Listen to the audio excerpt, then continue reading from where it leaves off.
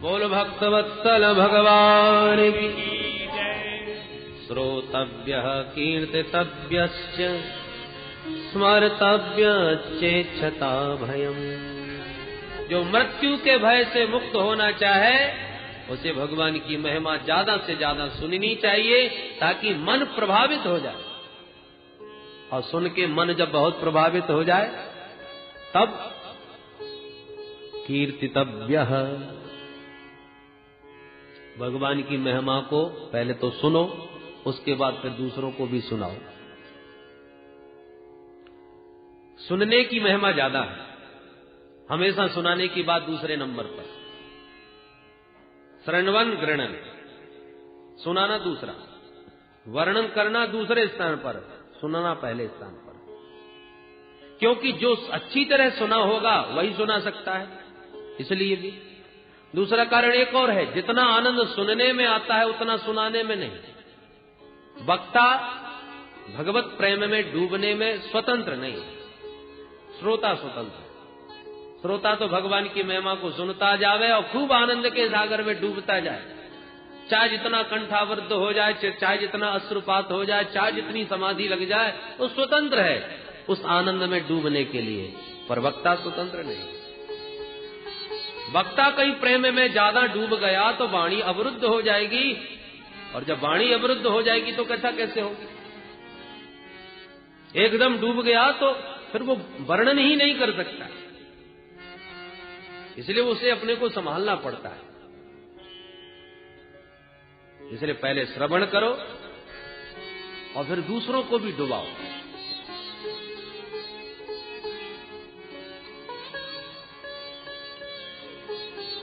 जो ये कहता है डूब गया भैया बचाओ, डूब गया बचाओ, अभी नहीं डूबा। डूब गया होता तो आवाज ही नहीं निकलती। आवाज निकल रही है, इसका मतलब अभी डूबा नहीं, कसर है, केवल चिल्ला रहा है। और डूबने वाले के पास कोई जावे, वो भी डूब गया, उसको भी डुबा ही लेता है। इसलिए जब तक वाणी मुखरित है, जो कह रहा है कि मैं बहुत डूब गया, वो अभी डूबा नहीं। क्योंकि जिस दिन डूब जाएगा उस दिन वो कह नहीं पाएगा, वो बता नहीं पाएगा कि वो आनंद कैसा है। जो ये कहता है कि मैं जान गया, उसने अभी कुछ नहीं जाना है, क्योंकि जानने वाला बता नहीं पाता। पहले खूब डूबो, दूसरों को भी डुबाओ। श्रोतव्यः कीर्तितव्यः। और फिर जब भी एकांत मिले, आंख बंद करके उन्हीं लीलाओं का रसास्वादन करो, समाधि लगाओ, उन्हीं का एकांत में खूब स्मरण करो।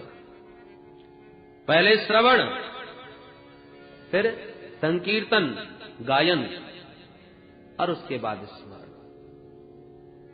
परीक्षित बोले महाराज मेरे तो 7 ही दिन हैं, मुझे क्या क्या करना चाहिए? सुखदेव जी बोले 7 दिन कोई कम होते हैं क्या?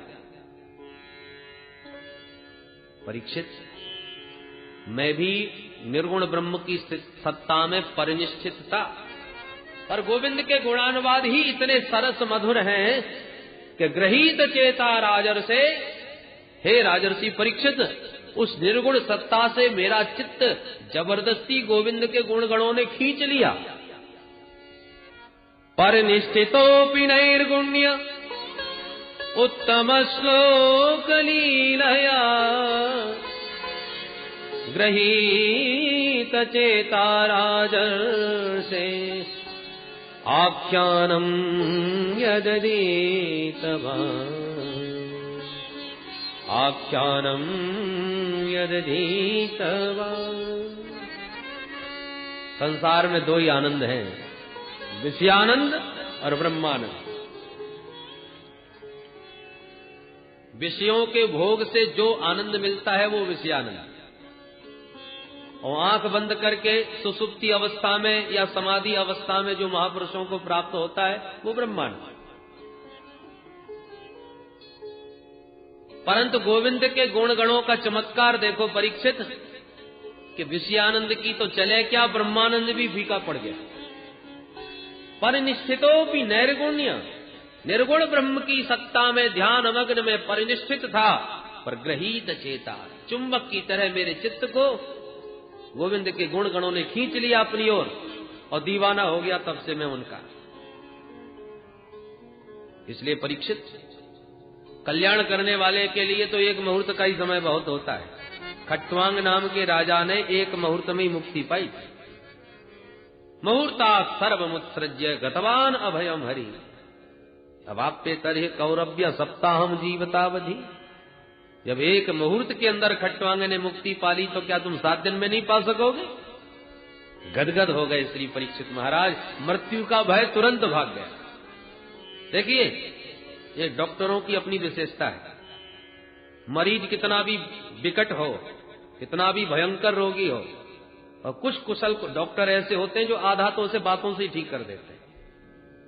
अरे मामूली सी बात है, बिल्कुल चिंता न करो, निश्चिंत हो जाओ। इतनी प्यारी प्यारी बात करते हैं कि आधा तो वैसे ठीक हो जाता है। और कुछ लोग ऐसे भी होते हैं महाराज के बिना मतलब के इतना भय का भूत बना लेते हैं कि बीमार ना हो भी तो भी हार्ट अटैक हो जाए, बातों से ही घबरा के मर जाए। इतने रुपए की व्यवस्था करो और ऐसे ऐसे इंजेक्शन आएंगे और इतना बड़ा ऑपरेशन होगा और न जाने क्या क्या, बेचारे के सुन के ही पसीने छूट जाए।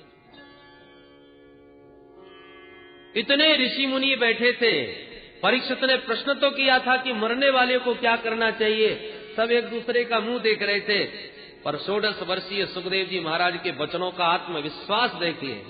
अरे परीक्षित, 7 दिन तो बहुत हैं, कल्याण करने वाले के लिए तो एक मुहूर्त ही पर्याप्त है। बताइए परीक्षित का कितना बल बढ़ गया। वो तो घबरा रहे थे कि 7 दिन में क्या हो पाएगा, कौन सा साधन करूंगा। पर सुखदेव जी कहते हैं 7 दिन बहुत हैं, एक मुहूर्त ही पर्याप्त होता है। प्रसन्न हो गए श्री परीक्षित महाराज और बोले, महाराज आप तो ये बताइए प्रभु का ध्यान कैसे करना चाहिए। सुखदेव जी कहते हैं, परीक्षित पहले 4 बातों का अभ्यास करो। कौन कौन महाराज? जितासनो जितश्वासो जित संगो जितेन्द्रिय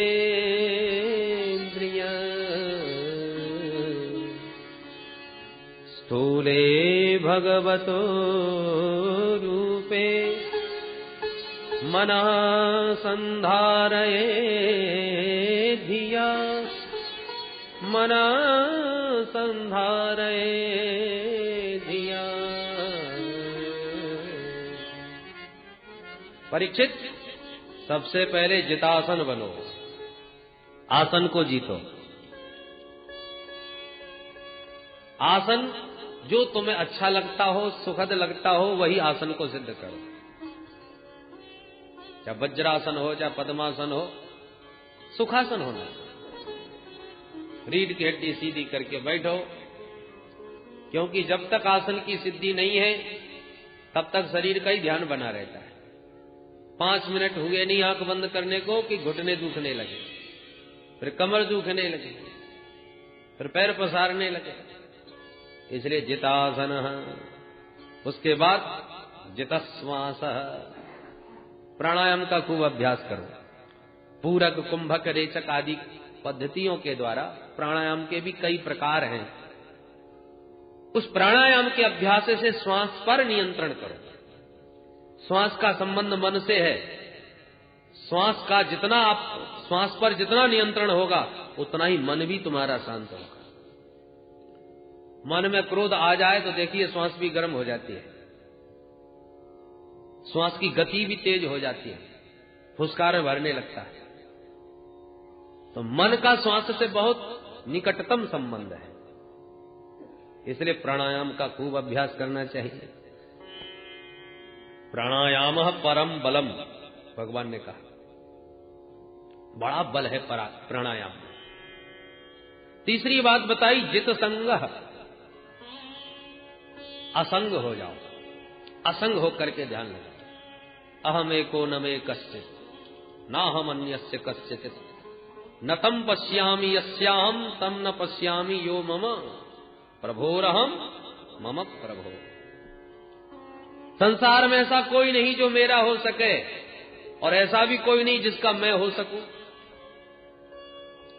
शरणागति उसकी ग्रहण करना चाहिए जहां सार्थकता हो, जो शरण्य हो। निर्बल की शरणागति ग्रहण करोगे तो शरणागति व्यर्थ जाएगी। राम जी समुद्र की शरण में गए, शरणागति राम जी की व्यर्थ गई। समुद्रम शरणंगता।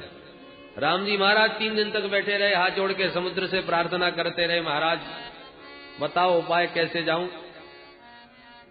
समुद्र ने बात ही नहीं करी, और जो अग्नि बाण निकाला सो वो खुद ही लौट के शरण में आ गया। तो निर्बल की, असमर्थ की शरणागति व्यर्थ हो जाएगी। किसी ने बड़ी प्यारी बंसी बजाई और आप उसके दीवाने हो गए, अब तो महाराज हम आपके साथ ही रहेंगे, आपकी बंसी ने तो हमारा चित्त चुरा लिया। और आप सबको छोड़ के उसके पागलों की तरह दीवाने बने पीछे पड़े।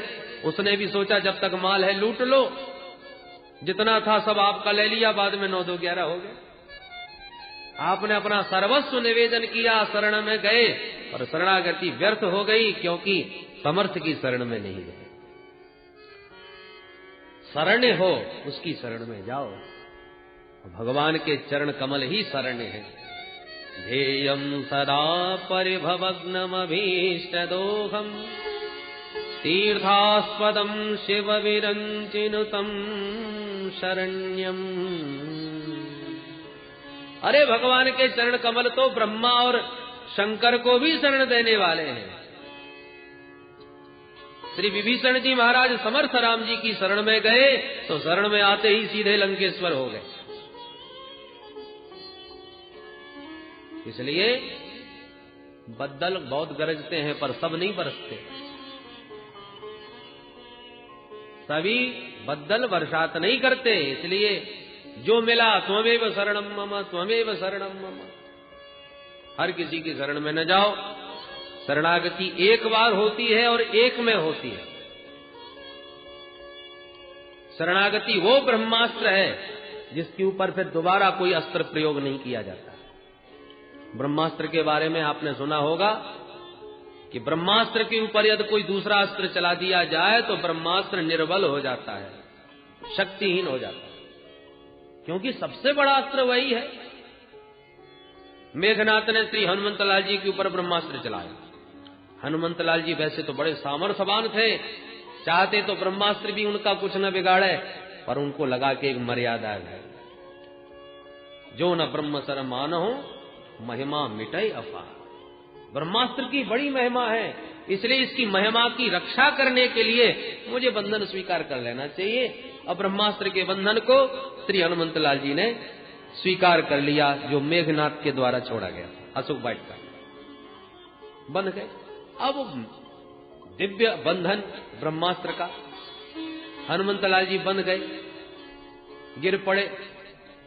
पर राक्षसों ने सोचा ये बंदर जैसे तैसे थोड़ी देर के लिए मूर्छित हुआ है, जल्दी जल्दी लोहे की सांकरों में बांध दो, नहीं तो फिर खड़ा हो जाएगा, उत्पात मचाएगा। तो ब्रह्मास्त्र के बंधन में बांधकर मेघनाथ तो थोड़ा निश्चिंत होकर के विश्राम करने लगा। चलो बंदर बंध गया, अब कहां जाएगा। पर जहां राक्षसों ने मोटी मोटी जंजीरों में बांधा हनुमंतलाल जी को, और मेघनाथ ने देखा तो समझ गया अरे राम नाम सब गड़बड़ कर दिया। ब्रह्मास्त्र के बंधन के ऊपर इन सागरों को बांधने की क्या आवश्यकता है। जहां जंजीरों में हनुमान जी को बांधा तो ब्रह्मास्त्र का बंधन ढीला हो गया, क्योंकि ब्रह्मास्त्र के ऊपर दूसरा प्रयोग किया गया, जंजीरों का बंधन लगाया गया, इसलिए वो बंधन शक्तिहीन हो गया। और इसलिए उस बंधन को तोड़ करके श्री हनुमंतलाल जी ने फिर सारी लंका फूंक डाली। बोलो जय श्री कृष्ण। तो जैसे ब्रह्मास्त्र के ऊपर दूसरा प्रयोग नहीं, ऐसी शरणागति एक बार होती है, बार बार नहीं, और हर किसी के सामने नहीं। जो आराध्य हो, जो तुम्हारा इष्ट हो, उसमें निष्ठा परिपक्व हो जाए, उसी के चरणों में शरणागति ग्रहण कर लो। पर इतना ध्यान रखो, जिसकी शरण में जा रहे हो वो समर्थ होना चाहिए, असमर्थ न हो। इसलिए जगत में देखो कोई भी समर्थ दिखाई नहीं पड़ता प्रभु के अतिरिक्त। इसलिए ऐसा कोई नजर नहीं आता जिसका मैं हो सकूं, और ऐसा भी कोई नहीं जो मेरा हो सके। केवल एकमात्र मेरे प्रभु हैं और प्रभु का मैं हूं। प्रभोरहम मम प्रभो। उस समर्थ को पहचानो और उसी की शरणागति ग्रहण कर लो, उसी को अपना समझ लो। गोविंद मेरो है, गोपाल मेरो है, गोविंद मेरो है, गोपाल मेरो है, गोविंद मेरो है, गोपाल मेरो है, गोविंद मेरो है, गोपाल मेरो है। श्री बांके बिहारी नंदलाल मेरो है, श्री बांके श्री बांके बिहारी नंदलाल मेरो है, श्री बांके बिहारी नंदलाल मेरो है। गोविंद मेरो है, गोपाल मेरो है, गोविंद मेरो है, गोपाल मेरो है, गोविंद मेरो है, गोपाल मेरो है, गोविंद मेरो है, मेरो है।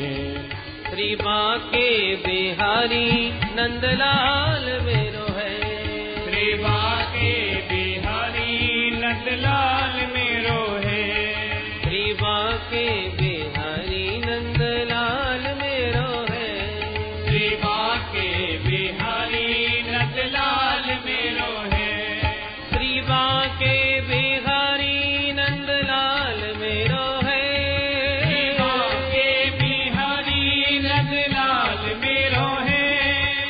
बांके बिहारी नंदलाल मेरो है, श्री बांके बिहारी नंदलाल मेरो है, श्री बांके बिहारी नंदलाल मेरो है, श्री बांके बिहारी नंदलाल मेरो है। गोविंद मेरो है, गोपाल मेरो है, गोविंद मेरो है, गोपाल मेरो है, गोविंद मेरो है, गोपाल मेरो है, गोविंद मेरो है, गोपाल मेरो है। बोल वृंदावन बिहारी लाल जय। उन प्रभु को अपना मानो और प्रभु के चरणों में ही अपने को समर्पित कर दो। बाकी सब प्रकार से असंग हो करके ध्यान में बैठो। आसन को जीतो, प्राणायाम के द्वारा श्वास पर नियंत्रण करो और असंग हो करके अपने स्वरूप को समझो और इन समस्त इंद्रियों पर अपना संयम रखो। 4 बातें। जितेंद्रिय, ये इंद्रिय रूपी घोड़े हमारे अनुसार चले, हमको इनके अनुसार न चलना पड़े। जितेंद्रिय हो जाओ। 4 बातों का अभ्यास करने के बाद स्थूले भगवतो रूपे मनः संधारये धिया। फिर परमात्मा के उस व्यापक ब्रह्म स्वरूप का जो स्थूल रूप में परमात्मा प्रकट है उसका ध्यान करो। देखो, एक स्थूल ध्यान है, एक सूक्ष्म। ये विश्व ब्रह्मांड में जहां तक दृष्टि जा रही है और जो भी दिखाई पड़ रहा है ये भी परमात्मा का एक स्वरूप है। 14 भुवनात्मक ये ब्रह्मांड। कमर है भगवान का मर्त्यलोक, इसके नीचे भी 7 लोक, ऊपर भी 7। नीचे के 7 हैं अतल, वितल, सुतल, तलातल, महातल, रसातल और पाताल। भगवान के चरणों का जो तलवा है ये पाताल लोक है। ऊपर के भी 7 हैं भू, भुवा, स्व, मह, जन, तप और सत्य। शीर्ष स्थान भगवान का सत्य लोक है। इस प्रकार से 14 भुवन भगवान का ही विराट वपु है। ये सारा ब्रह्मांड परमात्मा का स्वरूप।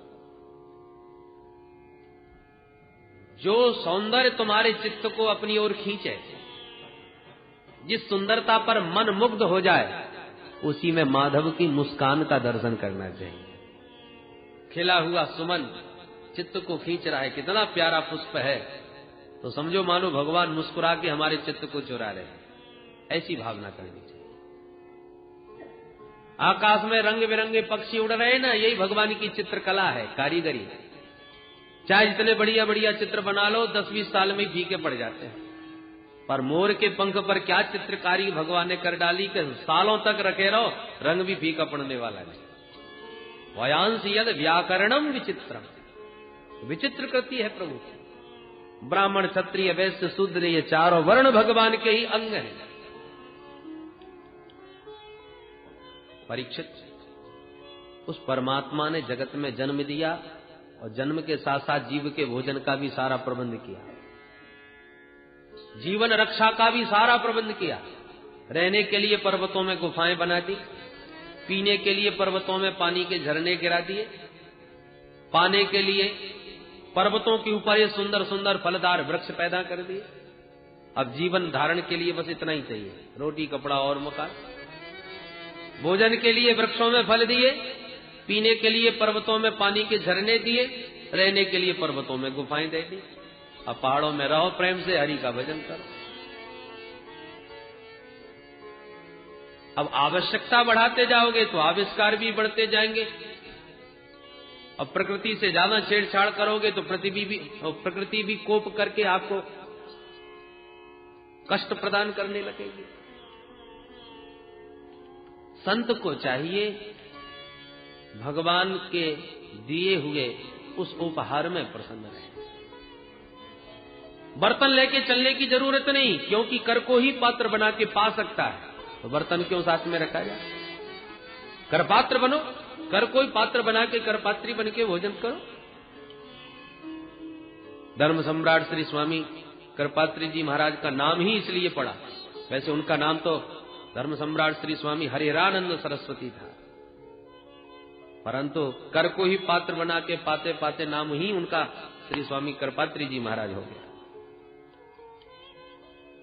सत्यांक्षितौ किम कश्यपु प्रयासैः, अरे संतों का तो सारी धरती ही बिछोना है, और ये लंबी लंबी भुजाएं है ना, यही महात्माओं के तकिए बन जाती हैं।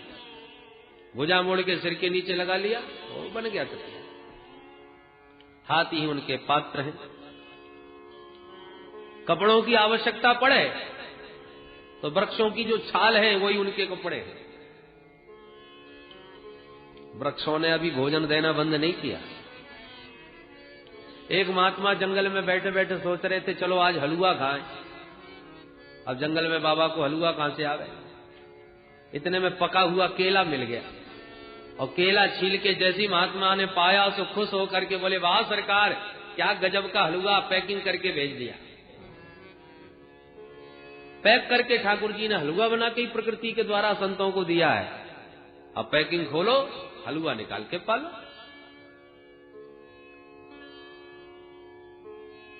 कैसे अद्भुत रस अनार के भीतर भर दिए, आम के भीतर भर दिए रसराज। ये सब परमात्मा का दिया हुआ भोजन है। प्रेम से पाओ, स्वस्थ रहो, हरि का भजन करो।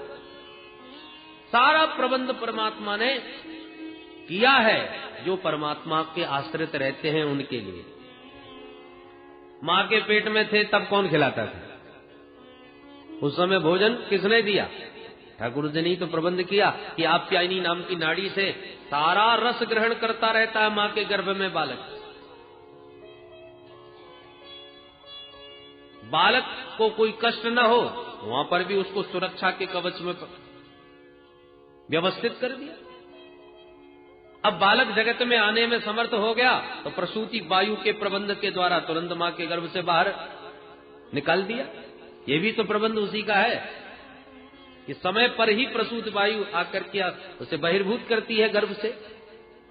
अब जगत में अभी आया ही आया है, जगत की वस्तुओं को खाने में अभी समर्थ नहीं है, तो कैसे भरण पोषण होगा? भगवान ने तुरंत मां के स्तनों में दूध का संचार कर दिया। लोग कहते हैं क्षीर सागर एक कपोल कल्पना है, दूध के भी कई समुद्र हुआ करते हैं। अरे भैया, यदि प्रभु के पास क्षीर सागर न होता तो जो लाखों जन्म ले रहे हैं जीव, उनके लिए दूध की सप्लाई कहां से होती? कुकर सुकर किसी का भी बच्चा हो, 84 लाख योनियां हैं, पर बालक ने जिसने भी जन्म दिया, भगवान ने अपने क्षीर सागर से मां के स्तनों में कनेक्शन फिट कर दिया दूध का, और बालक को दुग्ध पान होने लगा। बालक के निमित्त ही वह दुग्ध है। डॉक्टर भी कहने लगे मां का दूध पिलाओ, बच्चा स्वस्थ रहेगा, क्योंकि ठाकुर जी दही ही उसके लिए रहे। मां के दुग्ध का पान करने के लिए बच्चे को दांतों की आवश्यकता नहीं पड़ती, इसलिए भगवान ने दांत दिए भी नहीं। परंतु अब कुछ खाने पीने की इच्छा बालक में जागी, कुछ सामर्थ्य भी शरीर में आने लगी, तो दांतों की आवश्यकता भी पड़ने लगी। तो भगवान ने हल्के हल्के दांत भी दे दिए, दूध के दांत अब देना प्रारंभ किया, क्योंकि अब आवश्यकता पड़ने लगी। और जहां पाने लगा बालक इधर उधर की वस्तुओं को, तो भगवान को लगा अब दूध की आवश्यकता नहीं रही, तो कनेक्शन काट दिया। अब दूध नहीं मिलेगा, खाओ। बाहर की वस्तुओं का सेवन करते करते बालक बड़ा होने लगा, स्वस्थ होने लगा, धीरे धीरे नवयुवक बन गया। अब तो बड़े बड़े चनों को भी चबा करके खा जाता है, जठराग्नि भी प्रबल हो गई। तो भगवान कह रहे दूध वाले दांतों से अब काम नहीं चलेगा, अब तो मजबूत वाले दांत लो। तो दूध के दांत वापिस लेने लगे और दूसरे दांत देने लगे मजबूत। अब इनसे चाहे जितना चबाओ, चाहे कुछ कुछ चबा जाओ, स्वस्थ दांत दे दिए युवावस्था में। परंतु जहां जवानी ढलने लगी, बुढ़ापा आने लगा, मंदाग्नि पेट में पड़ने लगी, अब खट्टी डकारें आने लगी, महाराज कुछ हजम ही नहीं होता। भगवान कहते अब दांत वापस करो, फिर बन जाओ वेदांती। अब दांत छोड़ो और एकांत में बैठ के फलाहार करके फिर हरि का भजन करो। जीवन के लक्ष्य को समझो। फलाहार करोगे तो स्वस्थ रहोगे, उल्टा सीधा खाओगे तो फिर बीमार पड़ोगे, इसलिए दांत ही ले लिए वापस। सारी व्यवस्था ये अद्भुत कौन कर रहा है? ये सब संचालन किसके द्वारा हो रहा है? अरे भाई, जब चित्र दिखाई पड़ता है तो चित्र देखते ही चित्रकार का स्मरण स्वाभाविक होता है। भाई किसने बनाया, बड़ा गजब का चित्र है। जब कोई सुंदर मूर्ति दिखाई पड़ती है तो मूर्तिकार का ध्यान आ ही जाता है, गजब की मूर्ति है, किसने बनाई भाई? कोई ना कोई तो कारीगर होगा जिसने मूर्ति बनाई या चित्र बनाया। कृति को देख करके कर्ता का स्मरण हो ही जाता है। कोई कृति अपने आप नहीं, कोई उस कृति का कोई ना कोई कर्ता होता है। तो जगत है परमात्मा की कृति, उस कर्ता का भी तो स्मरण करना चाहिए। इस जगत को देखकर फूलों में कितने सुंदर सुंदर रंग भर दिए, जीवों के भरण पोषण का कितना सुंदर सुंदर प्रबंध कर दिया। इन सबका प्रबंधक कौन है? सूर्य चंद्र का ये संतुलन कौन बना रहा है? वो भगवान सूर्य थोड़ा नीचे खिसक आवे तो भस्म हो जाए धरती, और तनिक ऊपर खिसक के चले जाए तो बर्फ जम जाए इस धरती पर। ये बैलेंस किसने बना रखा है? ये असंख्य तारे आपस में घूम रहे, ये सब प्रबंध करने वाला कोई तो प्रबंधक है। उसका सतत इस जगत को देख करके उस जगदीश्वर जो सबके प्रबंधक हैं उसका ध्यान करना चाहिए, स्मरण करना चाहिए। बड़ा सुंदर श्री सुखदेव जी महाराज ने भगवान के स्थूल रूप के ध्यान की विधि बताई, सद्य मुक्ति क्रम मुक्ति का मार्ग बतलाया। जो ब्रह्मलोक पर्यंत सुखों का भोग करना चाहते हैं वो अपने सूक्ष्म शरीर को लेकर के ही ऊर्ध्व गति को, ऊर्ध्व लोकों का गमन करते हैं, और जो केवल उस परम तत्व को ही पाना चाहते हैं वो समस्त ये भौतिक इस स्थूल शरीर और सूक्ष्म का त्याग करके अपनी विशुद्ध आत्मा को परमात्मा में विलीन करते हैं। किस कामना से किस देवता का यजन करना चाहिए वो अलग अलग बताया। अन्न की कामना है तो अदिति माँ की उपासना करो, रूप की कामना है तो गंधर्वों की उपासना करो, विद्या की कामना है तो भोलेनाथ की उपासना करो, दाम्पत्य जीवन सुखमय चाहते हो तो माता भवानी की उपासना करो, और कुछ ना चाहते हो तो भगवान नारायण की उपासना करो। अकामः सर्व कामो वा मोक्ष काम उदारधीः तीव्रेण भक्ति योगेन यजेत पुरुषं परम। निष्काम हो या सकाम, मानव मात्र को परमात्मा प्रभु श्री नारायण की उपासना तो करनी ही चाहिए, क्योंकि मनुष्य शरीर ही उपासना के लिए मिला है। जो मानव तन पाके भी प्रभु की आराधना उपासना नहीं करता वो मानव पशु तुल्य है, और ऐसे मानव पशु की पशु ही प्रशंसा करते हैं। और कौन कौन पशु? स्वविक बराहोष्ठ खरई संस्तुत पुरुष पशु। स्वान पहला प्रशंसक है कौन? कुत्ता। कुत्ता किसकी प्रशंसा करता है? तो संसार के विषयों में ही रमे रहते हैं और छोटी छोटी बातों पर आपस में कलह करते रहते हैं, झगड़ते रहते हैं, एक दूसरे पर गाली गलौज करते हैं। कुत्ता जब देखता है तो बड़ा खुश होता है, सोचता है कि भी शकल सूरत भली दूसरी हो पर खानदान का स्वभाव तो जरूर मिल रहा है। एक कुत्ता दिल्ली से गंगा नहाने आया हरिद्वार, और बैसाखी स्नान करके जब वापस पहुंचा तो साथी कुत्तों ने पूछा, भैया यात्रा कैसी रही, गंगा स्नान ठीक ठाक हुआ? बोले साहब गंगा स्नान तो बढ़िया हो गया, यात्रा में और तो कोई कष्ट नहीं हुआ।